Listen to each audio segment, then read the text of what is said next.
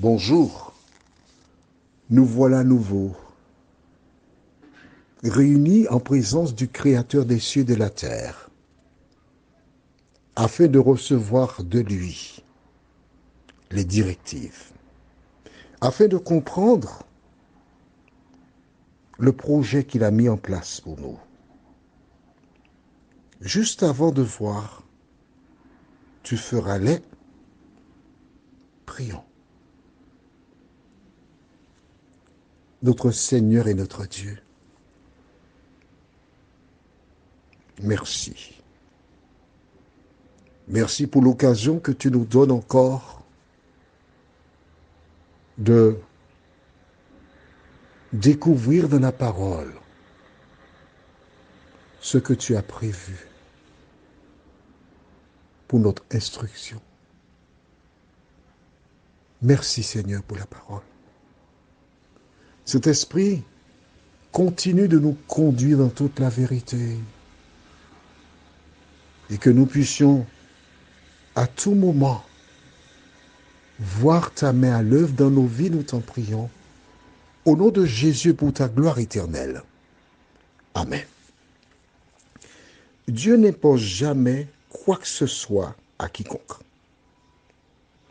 Dieu voulait que Moïse s'exprime.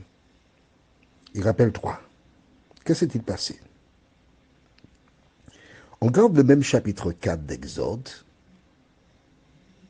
et nous allons relire à nouveau ce qu'avait déclaré Moïse. Exode 4, verset 10. Moïse dit à l'Éternel, « Ah Seigneur, je ne suis pas un homme qui ait la parole facile, et ce n'est ni d'hier ni d'avant-hier, ni même depuis que tu parles à ton serviteur, car j'ai la bouche et la langue embarrassées. » L'Éternel lui dit, « Qui a fait la bouche de l'homme et qui rend muet ou sourd, voyant ou aveugle? N'est-ce pas moi, l'Éternel?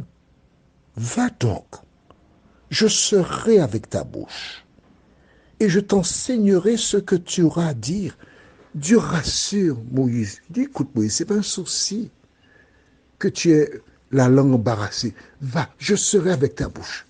Il n'y a aucun souci. Et Moïse répondit au verset 13, « Ah Seigneur, envoie qui tu voudras envoyer. » Sous-entendu, je t'avais expliqué, sauf moi. Mais Dieu ne lâche pas l'affaire. Dieu ne lâche pas Moïse. Dieu ne te lâche pas. Ce que tu considères comme étant un handicap, Dieu peut transformer cela. Alors, Dieu fait une proposition. Verset 14. Alors la colère de l'Éternel s'enflamma contre Moïse et il dit, « N'y a-t-il pas ton frère Aaron, le Lévite? Je sais qu'il parlera facilement. Le voici lui-même qui vient au-devant de toi. Et quand il te verra, il se réjouira dans son cœur. » Tu vois, il dit, « De voici lui-même qui vient vers toi. » Lui-même qui vient. Mais quand il dit lui-même qui vient, Dieu, l'Éternel a mis dans le cerveau d'Aaron le désir d'aller à la recherche de son frère Moïse.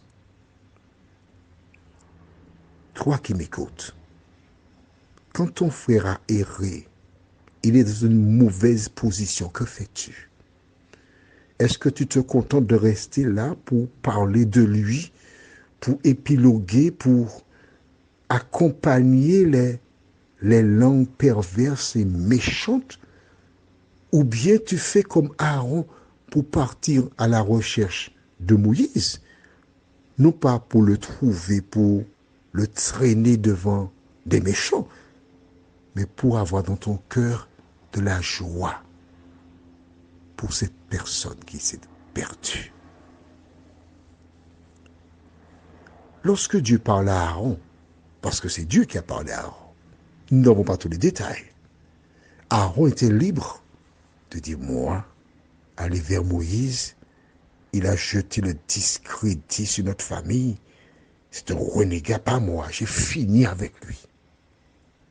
Combien de frères, de sœurs, des membres de même fratrie qui ne se parlent plus. Il y a de quoi méditer là-dessus. Alors, que se passe-t-il? Puisqu'il ne veut pas parler, Dieu fait une proposition. Dieu lui dit au verset 15, « Tu lui parleras et tu mettras les paroles dans sa bouche, et moi je serai avec ta bouche et avec sa bouche, et je vous enseignerai ce que vous aurez à faire. » Magnifique. Magnifique. Dieu est en train d'établir quelque chose que Jésus mettra en place, le 2 à 2. Tu n'iras pas seul. Il ira avec toi. Et toi qui m'écoutes, quand tu veux parler de Jésus, assure-toi d'avoir quelqu'un avec toi. Et tandis que tu exposes, que tu rapportes ton témoignage, cette personne te soutient par la prière. Aujourd'hui, quel sera le rôle des uns et des autres? Lisons dans Exode, chapitre 4, versets 16 et 17. Il parlera pour toi au peuple, il te servira de bouche, et tu tiendras pour lui la place de Dieu.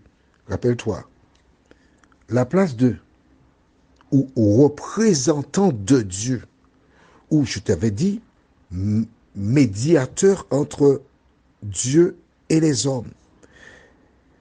Mais ce que tu feras surtout, c'est verset 17, prends dans ta main cette verge avec laquelle tu feras les signes. Eh oui. Aaron parle, et avec la verge, tu feras les signes. Tu n'es pas seul. Je vous accompagne tous les deux. Tu n'es pas seul, Moïse. Et toi, est-ce que tu crois que l'Éternel est avec toi? Prions. Notre Seigneur et notre Dieu, grande est notre joie.